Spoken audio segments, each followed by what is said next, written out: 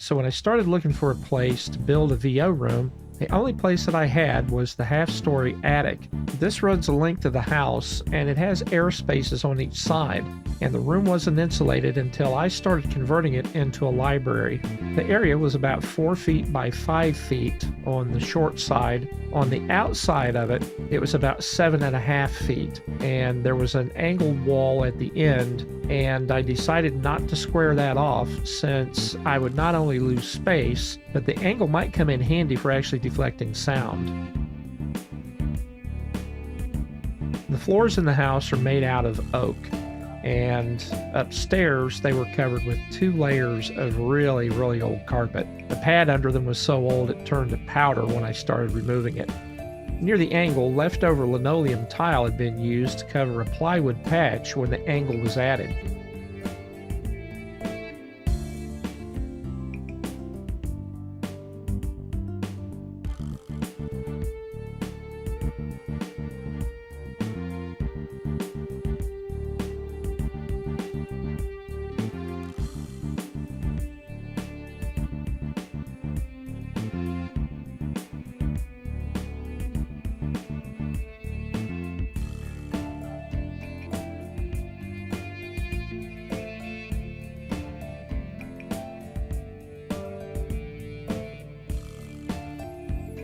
Some of the shelves that I'd put in place had to be moved, and the books really created a space issue, but when I started, I figured the job wouldn't take that long.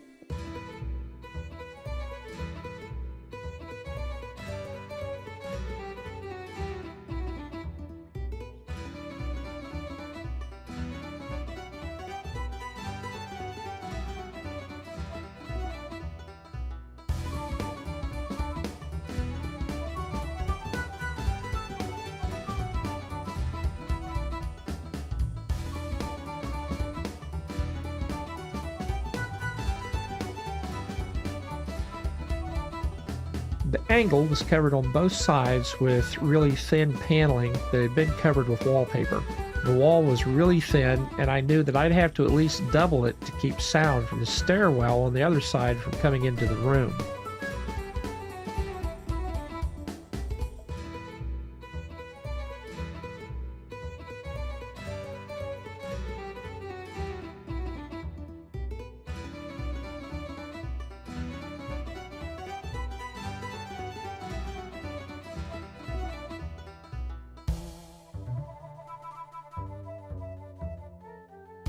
The previous owners had insulated the house and the upstairs with cardboard boxes from a local grocery.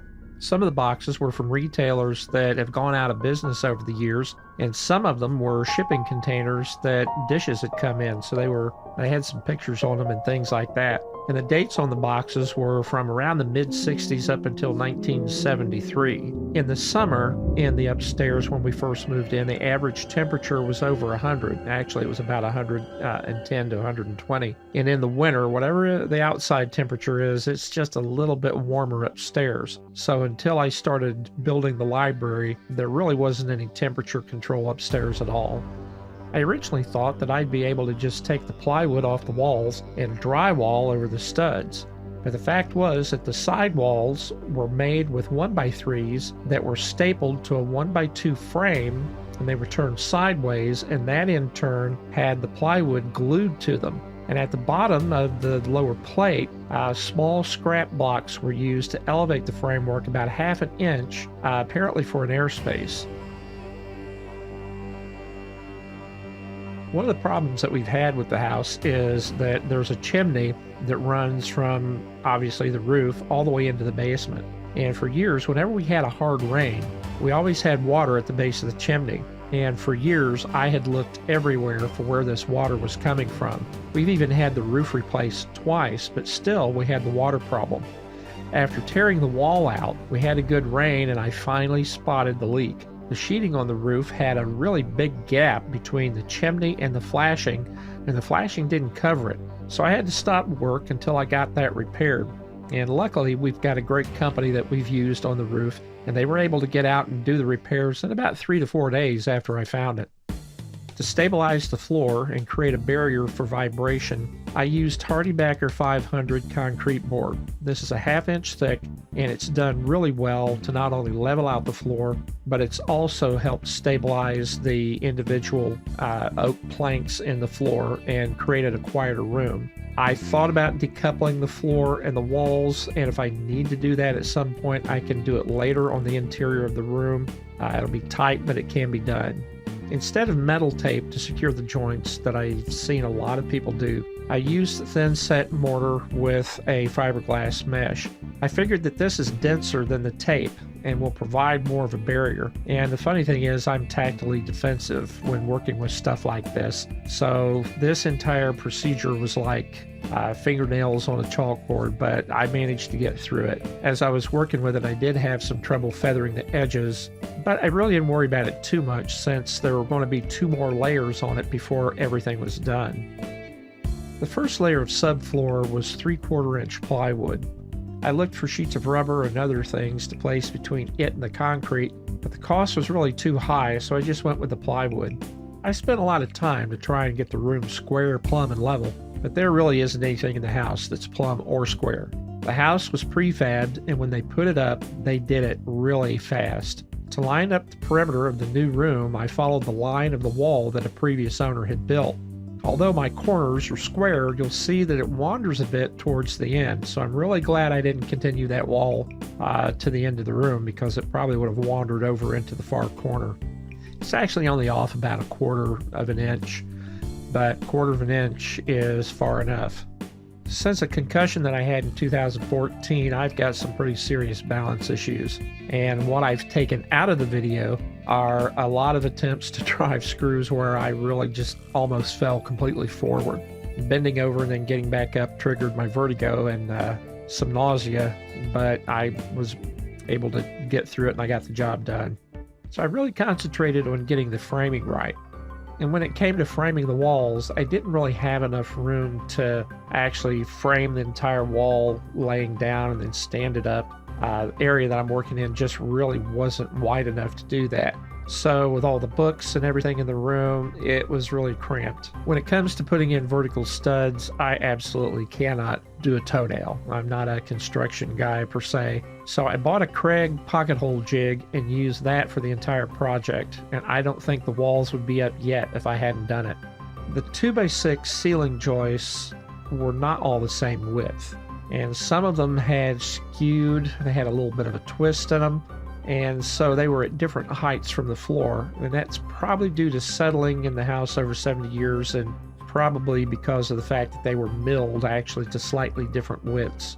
The lower plate was easy on the outer wall. What I had to figure out was how to get the top plate up and plumb with the bottom plate. Since I was working by myself, I had to get creative with that. I marked all the studs for 16 inches on center, and when I was doing another room downstairs, it took forever to insulate and install drywall. There were literally no 2 common centers on any of the studs. It looked like everything was eyeballed and studs entered wherever it looked like they ought to go. I was working on both sides of the room, and it was mid-November at the time. With no insulation and no walls, it got really cold during the time that I was working. After the top plate was up, I had to get the vertical studs in, which was relatively easy with the Craig jig.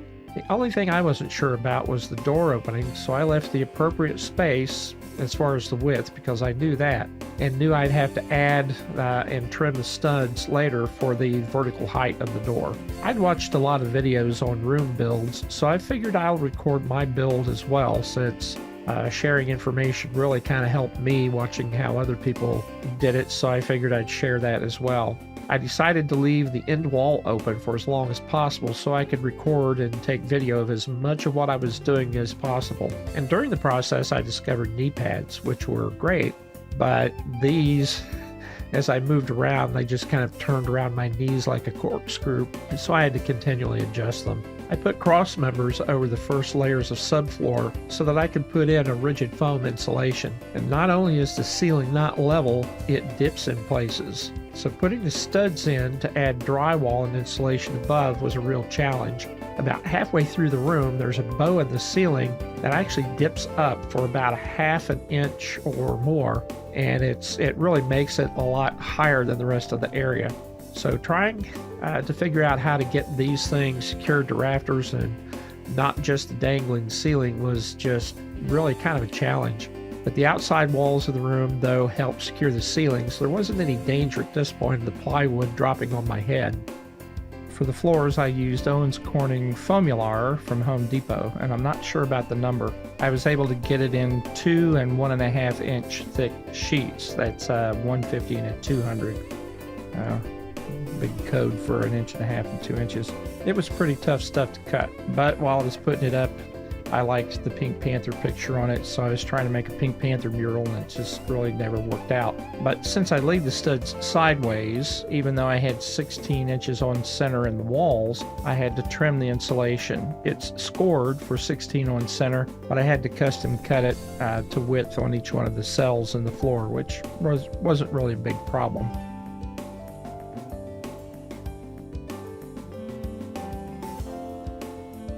I was able to cut the final subfloor as a single piece and drop it in place, and I was pretty happy about that. I was worried before about not getting the angle right and wasting good plywood, but this one fit like a glove. And once I had it down, all it took was the Charlie Chaplin dance to get it seated and then screw it into place. And since this was the main floor, I didn't want a seam in it, so I figured later on if I'm rolling around in a chair, I don't want to catch a chair on a ledge or an uneven spot in the floor, so it's all one piece. So while I was working on all this, the Domino's commercial kept running through my mind.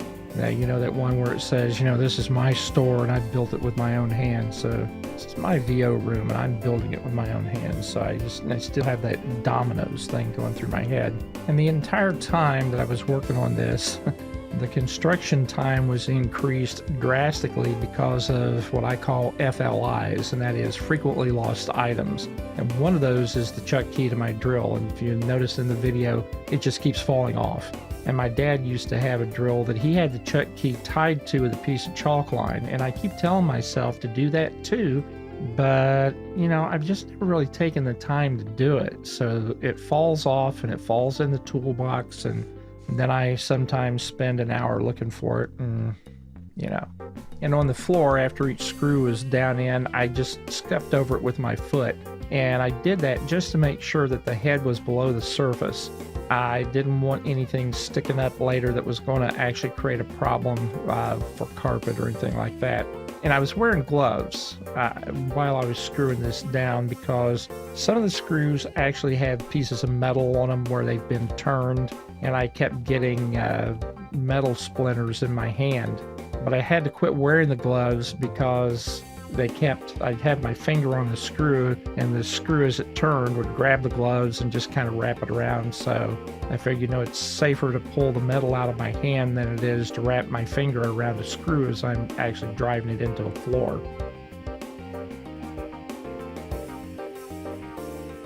And at the upper right, you can see a gap at the corner of the angle wall where the flake board paneling, and the paneling was made out of flake board, on the other side is less than 1/4 inch, and there are huge gaps. So I knew that this wall would have to have 2 layers of drywall, and the first layer of this was insulated with the foam just like I'd done on the floor. I had to double the insulation, with the first layer being 2 inches thick, followed by 1.5 inches, so that way I could build it up to the width of the studs in the wall.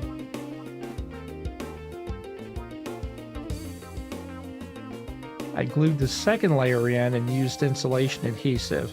I read about the green glue, but I just wasn't really convinced that a little ribbon of glue would really do anything. And since it wasn't available in the area, and I had read a lot of problems about people ordering it and getting it shipped and it arriving damaged or the nozzles bent or anything, I just went ahead with the insulation adhesive. And I figured if I was to use green glue, the best way to do that would be to order like a 5-gallon bucket and just coat the whole thing. But I went ahead and used the adhesive, and there was really not a whole lot of adhesive in those tubes. I went through about 3 or 4 tubes just on that wall.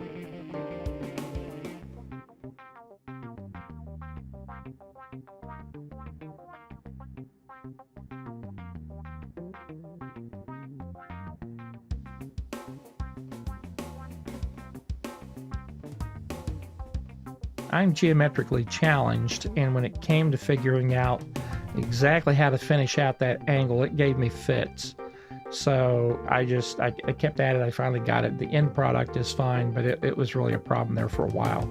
And at the same time, I kept trying to figure out how to get the Pink Panther complete, but I couldn't get the legs to match up, so I didn't get the Pink Panther up there. So the second layer of drywall was done over a second stud wall that added depth and it added protection.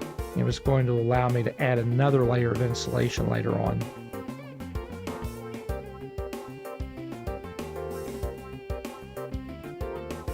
At this point, one of the things I had seen others do is place a recording light to let others know that a session was in progress, and I thought that was a good idea. So while I had the wall open, I got out my 16-inch spade bit and drilled right through into the stairwell and ran the wire down for the recording light. And the first layer of drywall went over the studs for the existing wall. The lower and upper plates were in place for the second layer, but the drywall on the first layer wasn't going to be finished and painted, so it actually went pretty quick. And those first studs in that back wall weren't plumb, so driving drywall screws into a line that was plumb meant that I missed and made a few holes here and there, so I had to redraw the lines and actually figure out where the studs were going. And in the odd corner at the left, I had 3 layers of drywall before it was all done, so I could even out the depth of the wall and actually flush it out so that I didn't have a 1/4-inch shelf there falling back. And that end wall points toward a bay window at the end of the room, but there's a line of bookcases that are going to flush up to it. And the interesting thing is as you come up the stairs and turn around the corner, as soon as you get between those 2 rows of bookshelves, you can tell that it's quieter right there. I just figured big, thick hunks of paper are great for blocking sounds, and books apparently are a great way of blocking or absorbing sound.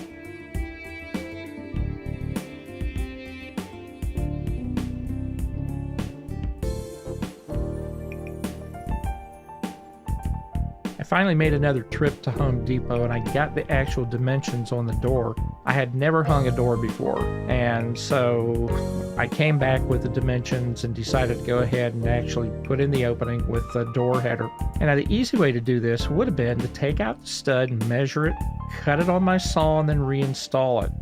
And then I could have leveled it out with the other side, marked it, removed it, taken it out to my saw, and cut it. But did I do it? Nah. It's more fun to cut the door height by hand and wear out your arm, you know? I had to remove the Kreg screws after shooting screws through the doubled 2x4s beside the door. And once that was done, I was able to cut the studs. So, like I said, I'd never installed a door before, so this was going to be a real adventure for me.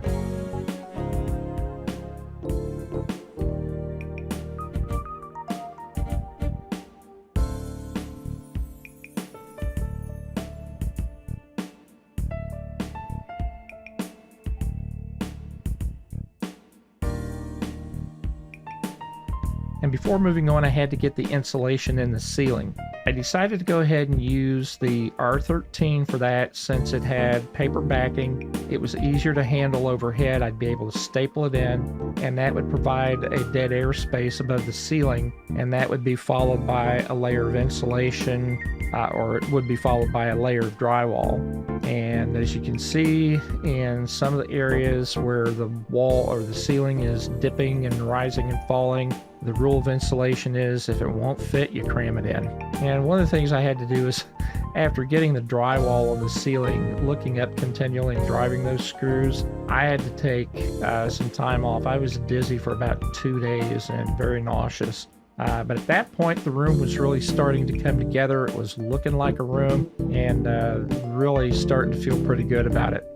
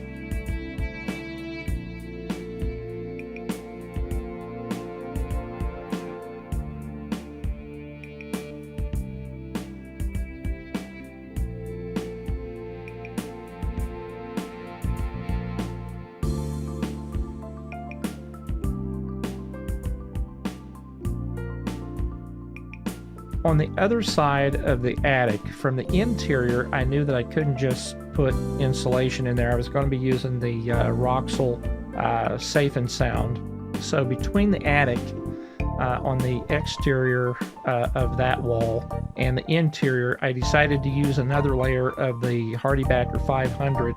And I sort of ran out of that, but I had some USG concrete board that we had used in the living room years ago, so I was able to actually back the wall with that, and that would give me a space to put the rock wool in and would also create a much better sound barrier.